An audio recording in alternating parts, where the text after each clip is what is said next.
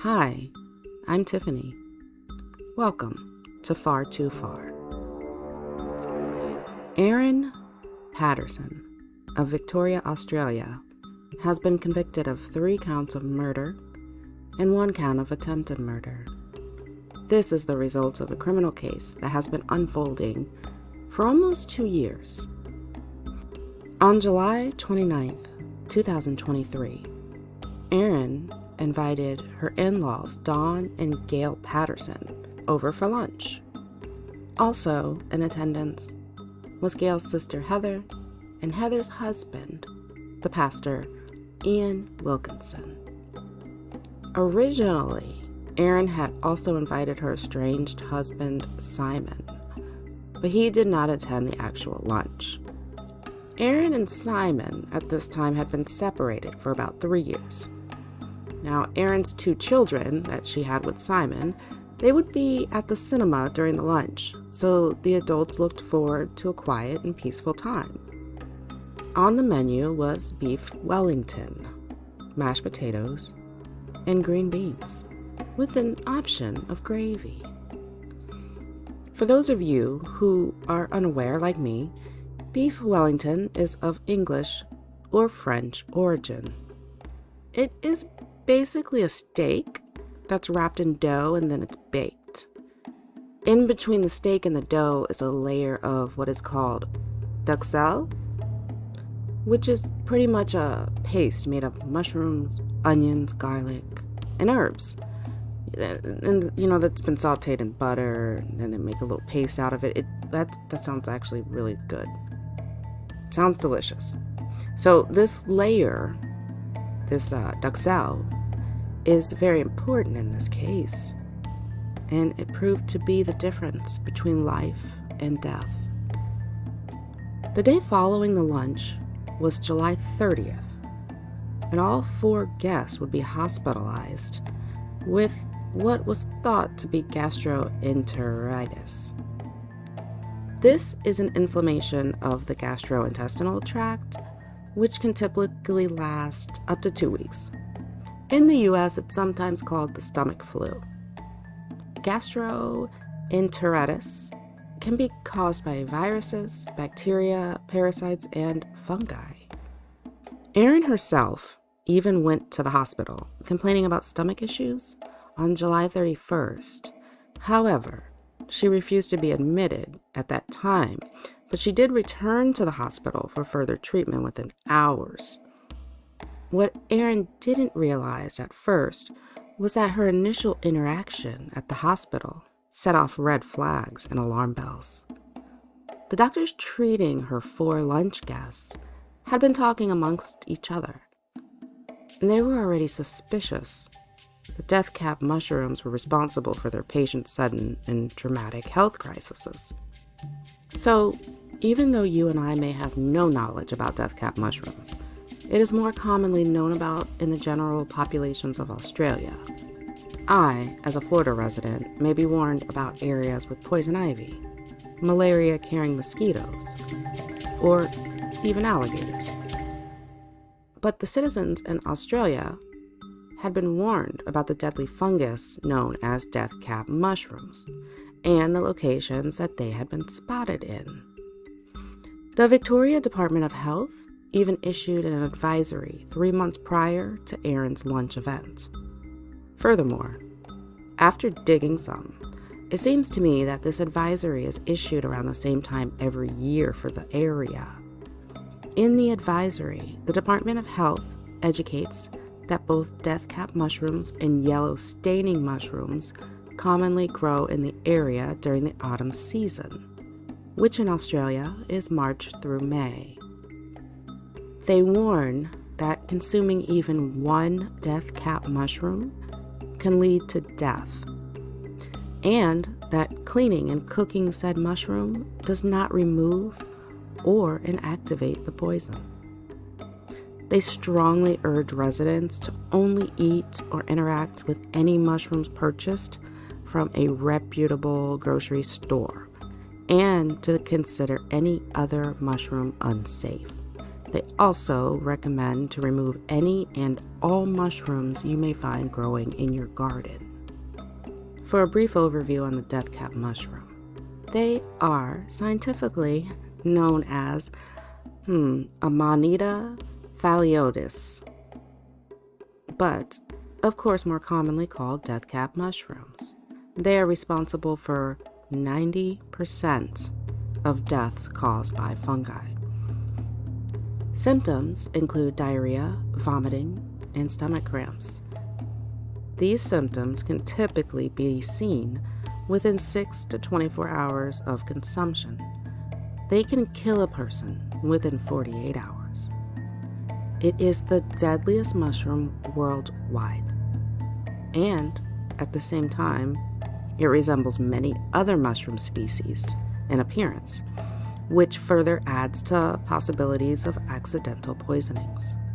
Locations where their growth is common have been known to have posted signs from local government or health agencies to warn of the extreme danger. Primarily, the toxins within the mushroom target the liver. However, other organs like the kidney are also at risk. Symptoms of liver and kidney damage can be seen within 3 to 6 days of eating and eventually leads to coma, organ failure, and death. There is a promising experimental antidote. However, it needs to be administered promptly.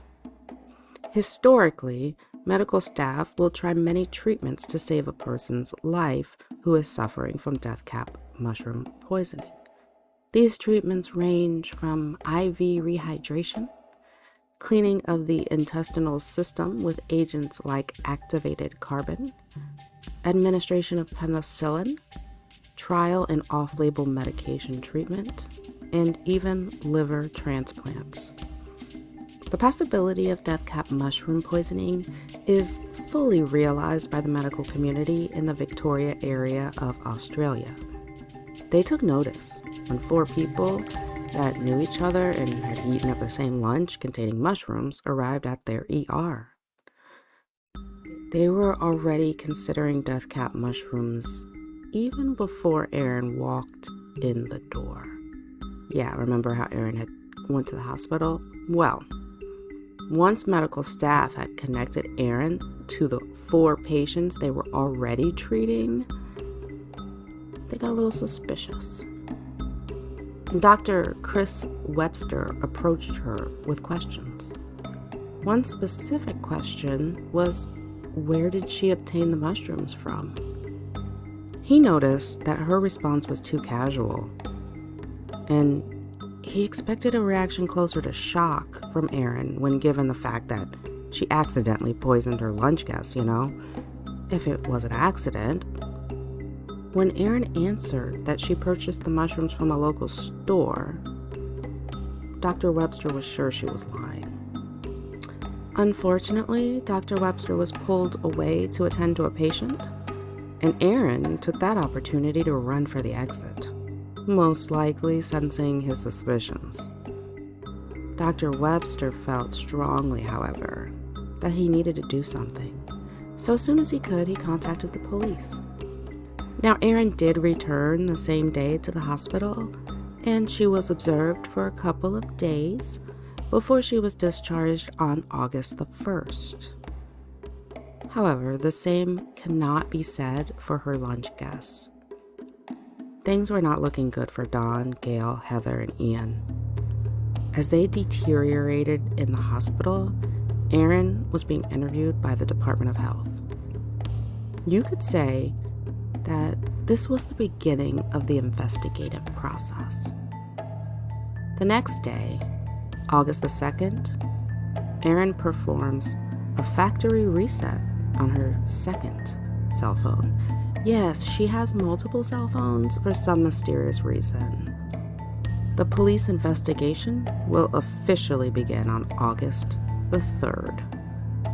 On August the 4th, at 2:50 a.m., Heather succumbs to her poisoning and passes away. This is followed by Gail, who passes away at 5:55 p.m. on that same day. 1 day later, on the 5th of August at 11:30 p.m., Dawn will also pass away due to the death cap mushrooms. The 3 deaths caused by multiple organ failure due to the poisonings. It seems that even though doctors were able to diagnose the group with death cap poisoning, the antidotes were not administered within a prompt enough time from the initial poisonings. Now, if it was known immediately that they had been poisoned, valuable time may not have been lost, and the outcomes may have been much different. Things become very serious, and Aaron is brought into the police station for questioning. On September 11th, Ian is moved to a rehabilitation center. After receiving a liver transplant, he has recovered from his poisoning. It seems that he is going to make a full recovery. Aaron is officially arrested on November the 2nd, and in May 2025, Aaron's trial begins. In court, it will be brought up Aaron's preparation and the way in which she served the lunch on that ill-fated day. Specifically focused on was the suspicious aspects of Aaron's actions while she was hosting. For example, in general, a beef Wellington, it's usually made as one big loaf, and then it is cut into slices to be served. So each person is eating slices of the same loaf. Like one singular beef Wellington is prepared. This, however, is not how Aaron prepared the meal that day. She instead prepared 5 individual, small-sized beef Wellingtons.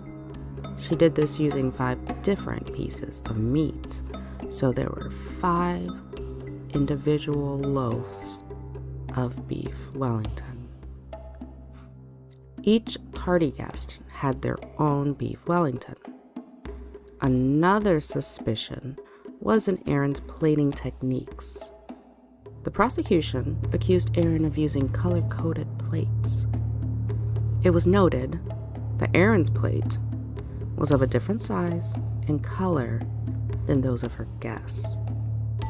Now, she denied that she manipulated the plating in any way, and further claimed that she had recently gotten into mushroom foraging, and she must have mixed in some of her foraged mushrooms with the fresh mushrooms when preparing the meal. Throughout the trial, the defense claimed that this was all just a terrible accident, and that Aaron in no way knew that she was serving her party guest death cap mushrooms. During the trial, it was found that Aaron disposed of her dehydrator at a trash site. The device was recovered and found to have traces of death cap residue, as well as Aaron's fingerprints. Furthermore, it was proven that Aaron had been traveling to known areas where death cap mushrooms had been spotted. So, using her cellular location, they were able to pinpoint that Aaron was traveling to areas that online users had posted to have seen death cap mushrooms at. It was claimed by the prosecution that Aaron purposefully foraged death cap mushrooms, and then she planned the poisonings and intentionally added the death caps to her guest beef Wellington while leaving them out of hers. She then pretended to also be sick in hopes of taking any possible suspicion off of her. It took 6 days of deliberation for the jury to reach a verdict. That verdict was guilty. Guilty of 3 counts of murder and guilty of 1 count of attempted murder. Erin Patterson now awaits her sentencing. What can we learn from this terrible event? Well, quite simply, you just can't eat at everybody's house.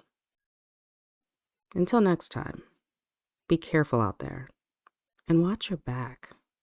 There's too many people in the world that will take things far too far. Sources include abc.net.au, The Key People, Timeline, and Evidence in Erin Patterson's Mushroom Murder Trial, npr.org, An Australian Woman is on Trial for Murder by Toxic Mushrooms, Here's What to Know, health.vic.gov.au, Poisonous Mushrooms Growing in Victoria, CNN.com, Mushroom Murder Trial, Jury finds Australian woman deliberately killed lunch guest with poisoned beef Wellington.